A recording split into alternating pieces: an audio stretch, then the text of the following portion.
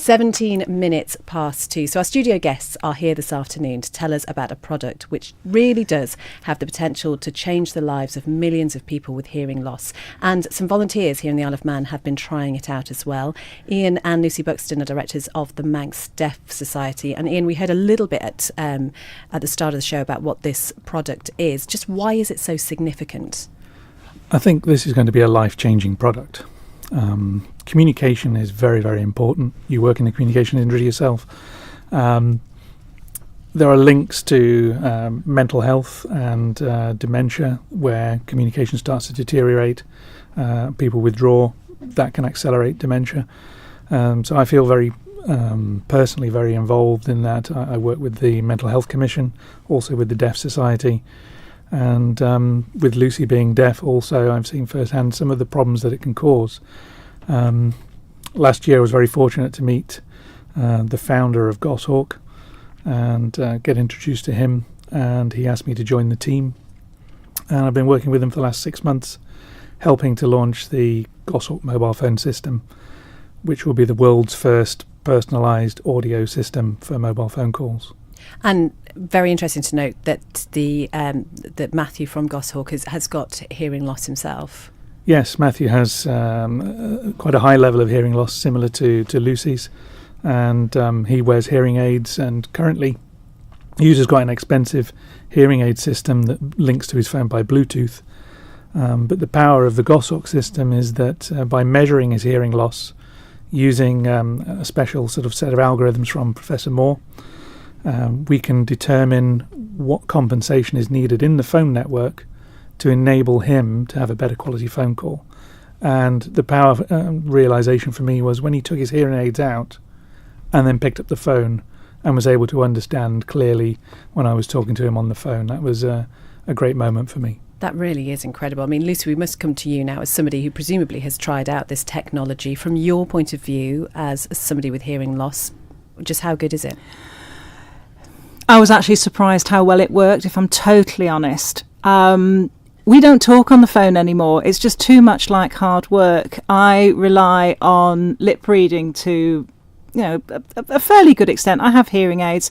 When we're together, I can follow what Ian's saying most of the time. But when he's not there, when I'm just getting the sound through the mobile phone, which it gets compressed and bits get chopped out, so I've already lost some of my hearing. The hearing aids don't give me back that hearing. They just sort of boost what I've got. They work with what I've got. So by having this system where it's almost like a hearing aid in the sky, I've sat and gone through a testing program where I've given feedback as they've played different sounds and things to me, to have my own individual personalised phone signal coming to me. So when I answer that phone, I can actually talk to him. We usually communicate by text, which is great, but how many times have you misunderstood the intonation of what someone is saying by text? How many times have you thought, oh, they haven't replied, did they actually get that or not? Are they just too busy to reply, or have they not received it?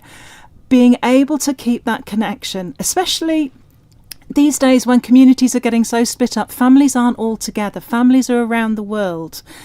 Even if they're in England, wherever they are, you want to be able to keep in contact, and that isolation it's soul destroying, and you become more and more insular. So being able just to pick up the phone and have a conversation, it is life-changing, it really is. So I'm intrigued by the fact it is sort of individually designed. Is that because it's to do with the different frequencies of hearing loss and sort of the fact that it's those different tones that apply to individuals? Yes, every person's hearing loss is individual to them. There are different causes. Lucy's hearing loss is through Meniere's disorder, which associated with tinnitus gradually causes the higher frequencies to disappear. So the consonants that are used don't come across clearly, and on a phone call that can be exacerbated and made even more unclear. A common example would be sort of in the kitchen. Sometimes in the morning I've asked Lucy to pass the butter, and she turns around and says, well, why do you want me to give you a putter? It's not that there's any degree of intelligence issue there. It's how you make the speech intelligible and understandable. The brain leaps to the pattern it can recognise. And it's important to work on that. Is it also, because we're talking about telephones, obviously, but now there's such a move to use devices for things like FaceTime and that sort of thing as well. Even because I know you're talking about lip reading, Lucy, but I'm assuming as well those frequencies are altered when it goes through devices too. So is there something to be said for working on that too?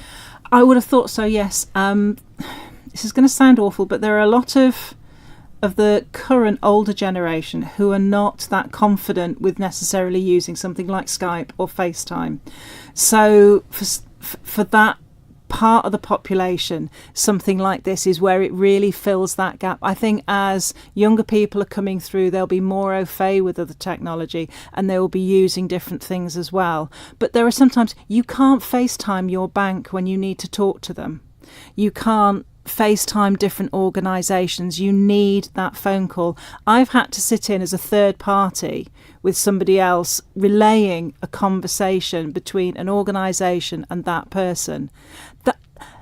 The independence that is lost because you have to get somebody else to make that phone call for you, it destroys everything that makes you you. It takes everything away, and I'm passionate about trying to give that back to people. I really am. So as far as I understand it, this product is going to be launched globally in the summer, but it's had more of a soft launch here in the Isle of Man. How did we become the test bed almost for this? Not quite globally. Let me just take a step back from there. We're launching in the Isle of Man in the summer, and we're working towards a full UK launch in early 2019.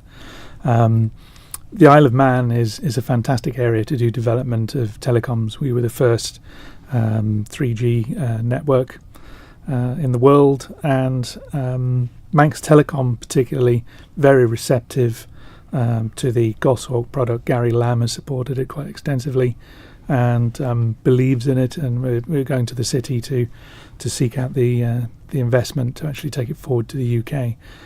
The launch in the Isle of Man, there are two final phases. One, a final clinical trial that is in final approval with the Department of Health and Social Care at the moment. Once that's approved, we'll be looking for recruits for the trial, and if people can join that and express an interest, that would be very helpful. That will validate what we've done before on the final production version, and then late in the summer we'll be ready for the Isle of Man launch, and anybody on Manx Telecom will be able to access it. I mean, the Isle of Man's almost global, isn't it? Well, that's what I meant. How can people get involved with that trial then? They can contact anybody at the Goshawk team, but particularly Sally Shaw. I'll give you her details, and we'll put them on the webpage. Sally's coordinating the trial volunteers in the first instance. Wonderful. It sounds like a fantastic thing to be involved with. It is, and we've had a huge lot of support from different organisations as well. Ian's mentioned the DHSC. I can never remember the people involved there. You're going to have to help me out. Becky in the DHSC and also Lillian are working in the ethics committee to make sure the trial is done to a rigorous standard. We had support from Manx Telecom, Van Ventures, Petitionware, and a number of other organisations, including Audiology. I want to thank Stephen Griffiths and the team at Audiology for their support too, because they have been helpful towards this. Stephen's been involved in all of the trials and is helping us with that. Wonderful. Well,